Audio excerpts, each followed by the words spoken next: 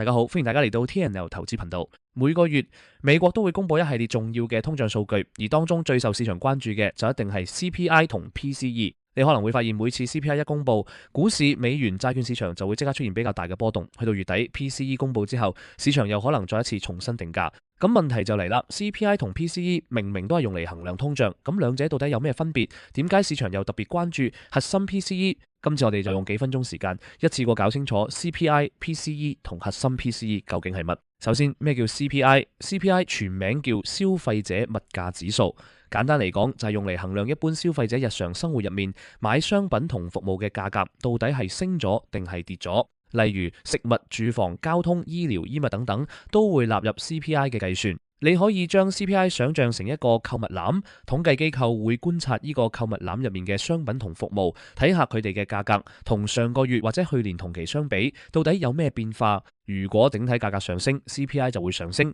如果整體價格下降， CPI 就會下降。所以我哋平時講嘅通脹率，好多時其實就係指 CPI 嘅年增率。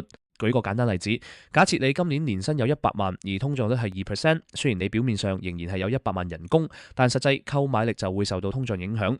換句話講，同樣係100萬，你可以買到嘅嘢可能已經冇以前咁多。呢個亦都係點解通脹會直接影響我哋日常生活，而唔單止係普通消費者。其實政府、企業甚至央行喺制定政策嘅時候，都會高度關注物價變化。喺美國，美聯儲長期以2%通脹率作為目標。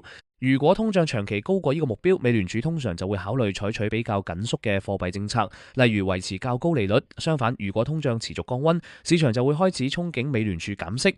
所以你可以將 CPI 理解成一支溫度計，佢主要話俾我哋知而家整體物價究竟有幾熱。但問題就嚟啦，既然 CPI 咁重要，點解美聯儲反而更加重視另外一個指標 PCE 呢？ PCE 全名叫個人消費支出物價指數，由美國經濟分析局公佈。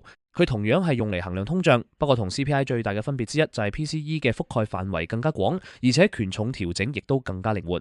CPI 比較似一個相對固定嘅購物籃，而 PCE 就更加似係你自己嘅日常開支表。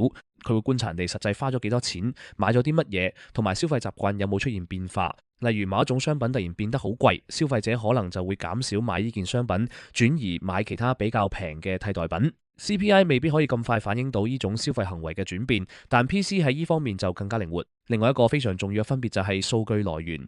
CPI 主要係透過調查消費者購買商品同服務嘅價格，再去計算物價變化。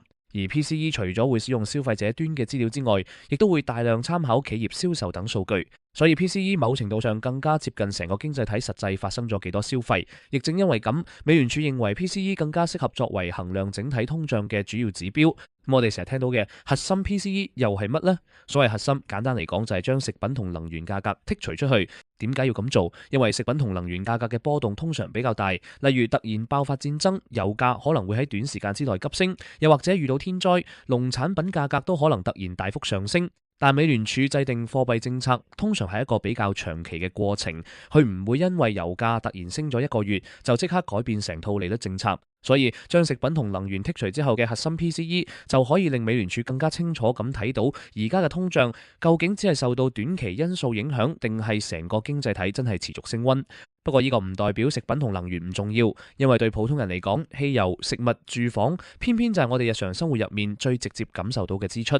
所以美聯儲制定利率政策嘅時候，亦唔可能完全忽略 CPI 或者食品同能源價格嘅變化。咁講到呢度 CPI 同 PC 到底邊個比較緊要？其實最簡單可以咁理解， CPI 更加貼近普通消費者嘅生活感受，而 PCE 就更加貼近成個經濟體嘅消費狀況。CPI 就好似你自己落街買解，去超市買嘢，親身感受到哇，最近啲嘢究竟貴咗幾多？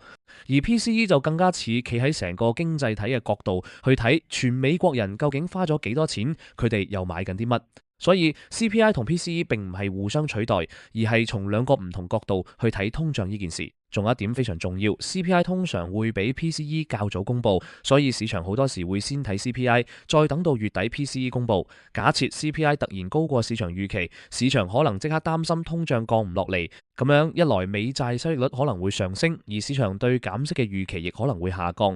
但去到 PCE 公佈之後，如果結果同 CPI 出現差異，市場又可能重新調整自己嘅判斷。呢個亦都解釋咗點解每次重要通脹數據公佈，金融市場都可以出現非常劇烈嘅波動。不過呢度仲有一個非常重要嘅觀念，就係經濟數據本身並唔代表市場一定會按照數據嘅方向走。例如 CPI 高過預期，照道理市場可能會覺得美聯儲會更加鷹派，咁股市理應受壓。但有時你會發現 CPI 明明高過預期，股市反而冇跌，甚至仲升。點解會咁？因為金融市場交易嘅從來都唔只係個數字係幾多，真正重要嘅係呢個數字同市場原本預期相比，到底有幾大差距？呢個道理其實同公司公布業績一樣，假設一間公司賺咗100億，聽落係咪好勁？但如果市場原本預期佢賺120億，咁就算公司賺咗100億，股價一樣有可能下跌。反過來，如果市場原本只係預期佢賺80億，結果最後賺到100億，股價反而可能大幅上升。所以分析 CPI 同 PCE 嘅時候，唔可以淨係睇個數字本身，仲要睇市場預期係幾多，核心通脹有冇降溫，以及最重要嘅美聯儲對未來利率政策有咩睇法。所以下次再見到 CPI 或者 PCE 公佈嘅時候，唔好只係問一句通脹究竟係升咗定係跌咗，更加重要嘅係問數據有冇超出市場預期，核心通脹有冇降溫，美聯儲又會點樣解讀？因為真正影響股市、債市同美元嘅，往往唔係一個單純嘅數字，而係市場會點樣解讀呢個數字，以及呢個數字會唔會改變大家對美聯儲下一步政策嘅預期。今集內容就先講到呢度，相信睇完之後你對 CPI、PCE 同核心 PCE 之間嘅分別應該會更加清楚。今日嘅投資知識分享就講到呢度啦。如果你覺得對你有啟發，記得 Like、Subscribe 同 Share。我哋下期再見。